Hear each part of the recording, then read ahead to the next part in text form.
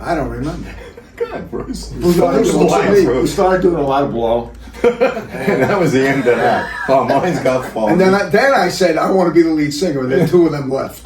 And they said, you can have it, and that was the end of that. No, when Eddie left. Eddie was the left. first one. I was the one I left. I was the first one. So, yeah, I don't know, I can't tell you exactly the time frame, but I know Bruce and I did an album, because Eddie left, and it was called Joe Bruce and 2nd Avenue. Susan Mineo had told Jim Maserman to give us a record deal, and we did an album with Michael Amardian. And that was also it was a good album. Some good songs. And then we did a video. It was a good video. And the next day, they fired us. Because Jim Mazza got fired, and Joe Smith came in and goes, I don't want this group. So here's why I'm leading up into this story. I get a call from Chuck Fiore, who was the bass player in Billy and the Beaters. And he says to me, hey, I got good news and bad news. He said, I said, what's the good news? He says, I can offer you a job. I paint.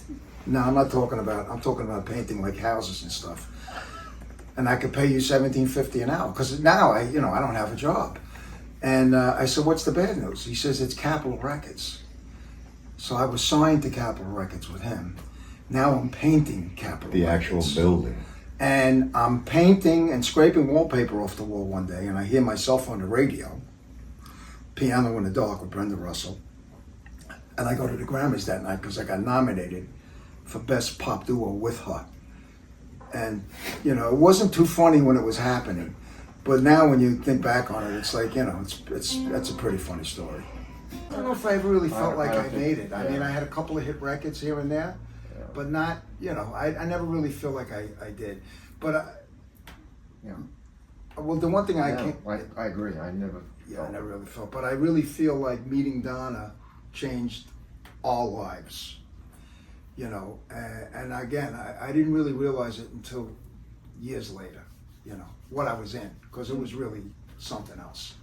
And then looking back on it, you're like, wow, this was really something. So I guess you could say that, Me and Joe got off a plane years ago after we had toured somewhere, and we landed in at the JFK, and then we went to Manhattan to do something, and some guy yelled out we were going up to Millennium, we still on 80, 57th Street and 3rd Avenue, some guy yells out, hey, Brooklyn Dreams!